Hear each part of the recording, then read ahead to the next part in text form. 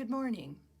My name is Janet Buck, and today I'd like to invite you to take a few minutes with me to step into the story of the prodigal son. This parable offers us the chance to examine those places in us that might get in the way of understanding the meaning of unconditional love, but at the same time allows us to open ourselves to observe that generous love that God has for us.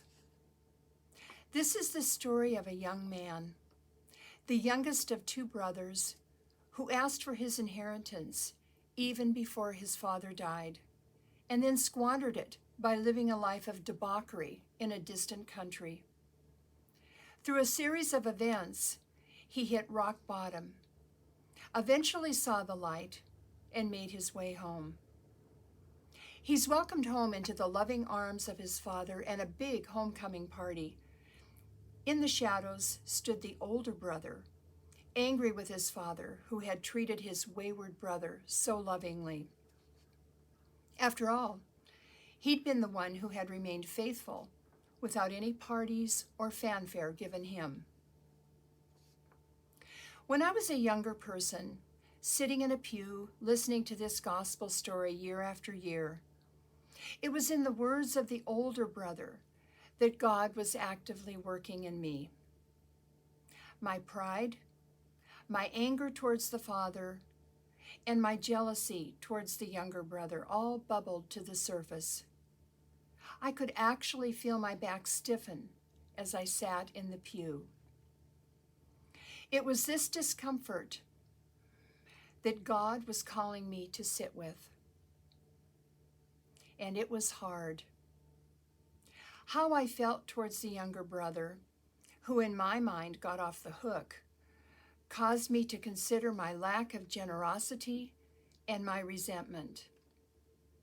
It was much later that a small line from a Henry Nouwen book caught my attention. Joy and resentment cannot coexist.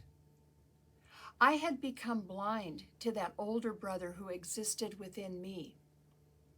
Consequently, I had become blind to the unconditional love that God had for me and the joy of knowing that. Joy and resentment cannot coexist. As time went on, I began noticing the words of one of our Eucharistic prayers and could personally hear these words of our loving God spoken to me. They go like this: when we were lost and could not find our way, you loved us more than ever.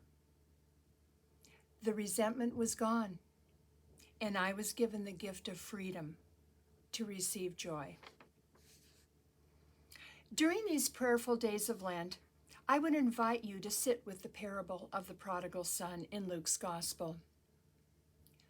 Let the story unfold within you to touch those places where you may be longing for the freedom to experience God's generous love.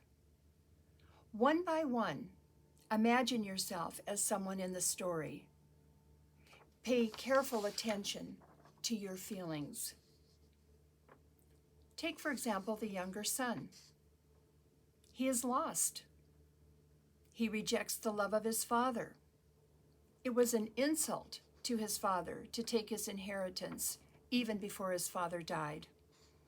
He goes to a foreign country and then becomes truly lost as he falls deeper and deeper into a world where he can never feel loved. It is only then that the desire for true love begins to stir in him. Can you imagine yourself in his place? And how about the father? He is rejected by his younger son. He watches him walk off, perhaps wondering if he'll ever see him again.